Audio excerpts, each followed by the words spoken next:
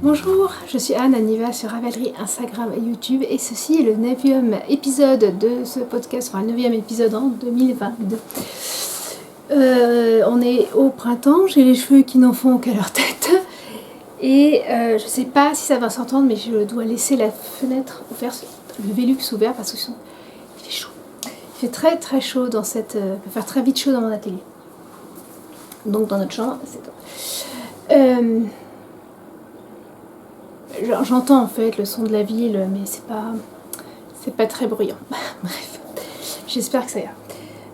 Aujourd'hui, j'ai de la couture, j'ai de la broderie à vous montrer et surtout du tricot. Voilà. Donc on va commencer directement par la couture. J'ai coupé et cousu un Jeannette dans un des très beaux jersey Bordeaux, dans un très beau jersey que j'ai reçu la semaine dernière. J'ai l'impression que ça fait une éternité, mais non, c'était juste la semaine dernière, de la mercerie Goodfield à Landerneau.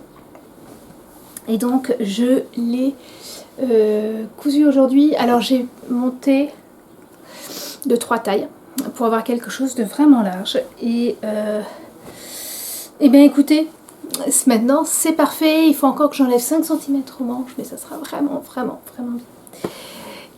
Et sur ce sweat, j'ai décidé, je voulais broder un petit quelque chose. Et c'est une petite plume en fil métallisé argenté. Petite plume qui vient de ce livre-là, Broderie Zaka, et il a été traduit en français. Et voilà, et il est fort probable que chacun des sweaters que je veux faire soit une petite broderie. Voilà. Pour la broderie, j'avais une sorte de soluflix qui a permis au tissu de pas trop s'étirer pendant que je brodais. Voilà, il n'y a pas grand chose à dire là-dessus. J'aime beaucoup. Je l'ai fait volontairement assez court.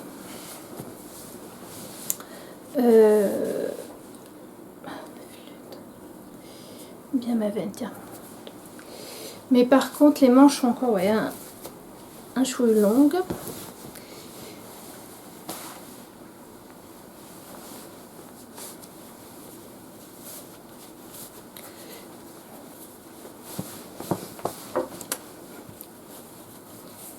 Et voilà. Donc, il est bien plus large que celui que j'avais fait. Alors, de mémoire, c'était un taille 42 ou 44. Voilà, celui-là, c'est un taille 50. En sachant que je fais entre 100 et 105 cm de tour de poitrine. Selon la période du mois, vous savez ce que c'est. Donc voilà, les manches. Ouais, elles pourraient faire quelques centimètres de moins, mais c'est pas non plus une catastrophe. Voilà. Je suis très contente et j'aime beaucoup cette petite... Il faudrait que par contre que je passe un petit coup de fer pour aplatir le surplus de couture. Parce que là, en fait, il rebique par rapport aux autres. Je suis très contente de la petite broderie. Voilà. Parce que ça fait tout simple et ça rajoute un peu quelque chose. Donc voilà.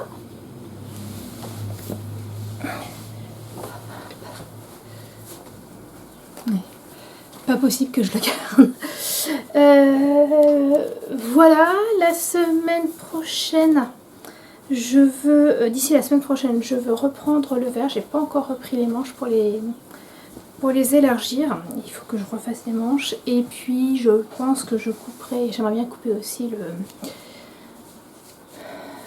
le jersey blanc pour en faire un. Parce que là, on sent que ça va être la bonne époque pour les mettre, vu le temps. Alors, pour faire cette broderie, j'ai dû un peu... tripatouiller dans mon coin broderie et qui sont avec les accessoires de laine, c'était par là. C'était un peu pas très bien rangé. Donc j'ai un peu mis d'ordre, j'ai un peu trié et je suis retombée sur des broderies au ruban que j'avais fait il y a très longtemps, mais du genre lissé. Voilà. Et voilà, j'en avais fait pour en faire. Et quand j'étais aux États-Unis, j'en avais coupé une. Et là, j'ai recommencé. Donc, j'ai ici une petite jonquille ou un narcisse. C'est la même chose, vous allez me dire. Voilà, que je trouve extrêmement jolie. Et puis ici, alors attendez.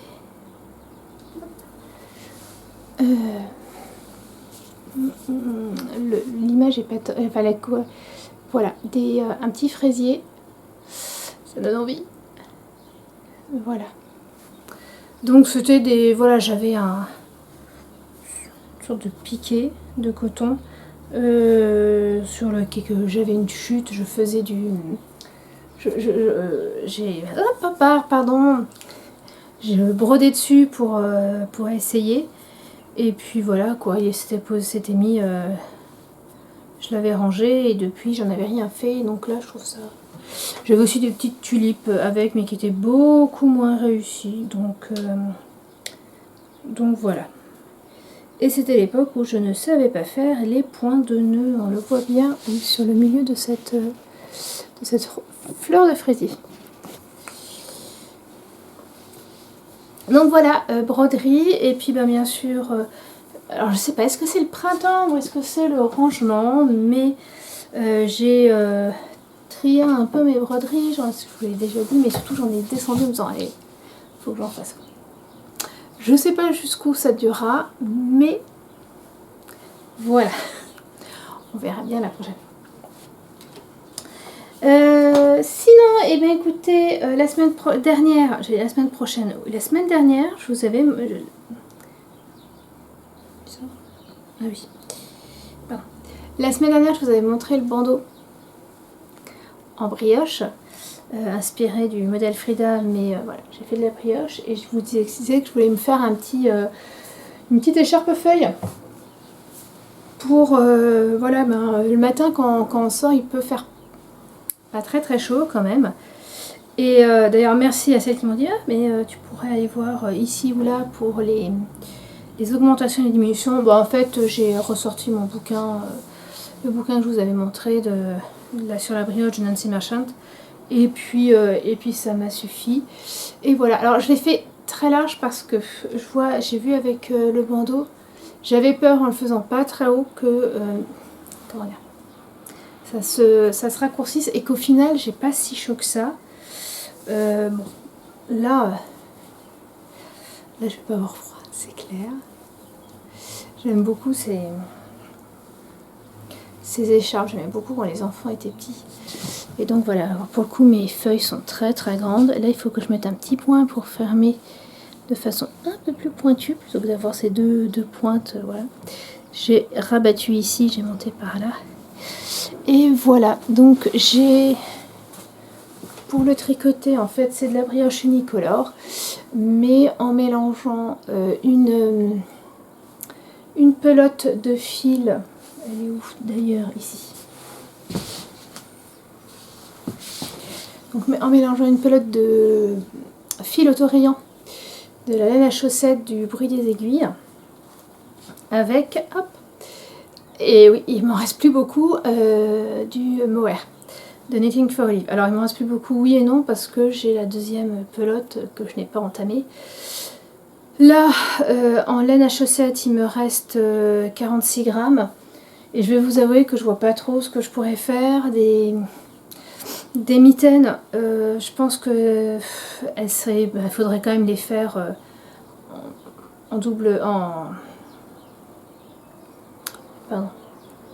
en laine à chaussettes et en mohair, et là pour le coup je pense que ça serait chaud, et puis ça peut-être ferait un peu bizarre les rayures qui changent d'épaisseur sans arrêt. Donc ouais, je suis pas sûre que je refasse quelque chose d'aussitôt. Et c'est parfois un peu le problème avec les laines autorayantes, c'est que une fois que vous avez fait votre chaussette, si vous avez des restes, j'en ai des restes de laine autorayante et je sais vraiment jamais quoi en faire. Bon, de toute façon j'ai beaucoup de restes. je sais jamais trop quoi faire. Et puis, surtout, j'ai fini ma veste Pao. Je l'ai fini au final dimanche matin. Je crois. Ou lundi matin. Non, dimanche matin ou samedi soir ou dimanche matin. Voilà. Et parce que je l'ai faite... je l'ai bloquée dimanche justement, et je l'ai portée pour la première fois lundi soir, dimanche soir, je vais y arriver, excusez-moi. Dimanche soir, j'avais une sortie avec les enfants, je suis revenue, j'avais froid, j'étais fatiguée et j'étais bien contente de l'avoir mise. Alors quand je l'ai bloquée, j'ai essayé de grandir, de tirer les côtes pour perdre un peu de longueur. Parce que c'est un peu le problème avec cette veste, c'est que pour moi, elle a les bras, les manches sont très longues. Alors, ça vient du fait que quand vous suivez les explications, quand vous faites les manches, vous faites des diminutions. Et une fois que vous avez fini les diminutions, vous faites de même rang jusqu'à atteindre 30 cm de longueur. Alors moi, quand j'ai fini mes diminutions, j'en étais déjà à 40 cm de longueur. Voilà, donc en fait, et en effet, j'ai facilement 5 cm, 10 cm de trop quoi, sur les manches. J'attends de voir ce que ça donne. Voilà, peut-être que l'hiver prochain, je le reprendrai parce que c'est vraiment pas... mais honnêtement, voilà, ça va vraiment être la veste que je mets... que je vais plus mettre par-dessus autre chose en hiver. Pourquoi j'ai de la mousse sur cette... pourquoi j'ai un brin de mousse sur cette veste qui n'est pas sortie, je ne sais pas. Donc voilà, alors je l'ai fait un peu plus longue que ce qui était prévu. Pas de beaucoup, hein. J'ai dû faire 3-4 cm de plus. Après c'est vrai que ça a bien pris de l'ampleur. Et je suis arrivée, mais alors pile à la fin de mon 4e écheveau. C'est-à-dire que pour finir de rabattre les mailles, j'ai défait pour le fil vert. Enfin ce fil un peu bleu vert, j'ai défait mon échantillon. Voilà, pour pas commencer le 5e écheveau. Donc j'ai un écheveau complet, totalement solitaire, d'un mélange mérinos, suri et coton. Donc la laine grise, parce que c'est vrai que ça fait un aspect un peu chiné que j'aime beaucoup. C'est de la Wool of the Ends Part 8 de Knitpicks, qu'on ne trouve pas en France et il ne livre pas en France, avec de la Siro de The Fiber Co. Donc la Wool of the Ends, c'est du 100% laine, alors que la Siro, c'est un mélange 40% alpaga, 40% coton et 20% laine. Voilà. Et j'ai tricoté en 8. C'est vrai que ça va quand même assez vite. Ça va quand même assez vite. Oui, alors non, chat. Voilà, le chat était en train de faire sa sieste sur le lit. Et puis là, attiré, je sais pas, par les bruits ou par le souffle d'air, est venu sous le Velux. Et il faudrait pas que cet imbécile saute pour aller voir dehors. Hein, j'ai pas envie de réimprimer des petits fascicules. Céleste! Donc voilà, avec ce gros projet fini, et bien ma foi, je n'ai plus qu'à en commencer un autre. Alors j'avais fait dimanche un échantillon. J'avais commencé dimanche, je l'ai fini lundi. L'échantillon est parfait, je vous en parle la semaine prochaine. À côté de ça, et ben comme souvent, j'ai mis le nez dans mes laines et puis pour me demander et avec ça je fais quoi, et avec ça je fais quoi, et ça bouge sans arrêt et ça m'énerve fortement. Dans les laines qui seront tricotées ce printemps, parce que mine de rien on est au printemps, et alors je crois aussi que cette flambée d'idées au niveau des projets vient aussi du challenge créatif de Eve, Bobine et Pelote, challenge créatif de printemps. Voilà, moi c'est vrai que ça me fait toujours cogiter. Bon, je sais que je vais absolument tricoter ces laines-là. Je vais absolument me faire un gilet clair avec celle-là. Je sais pas encore quoi, mais voilà. Oh, purée. Bon,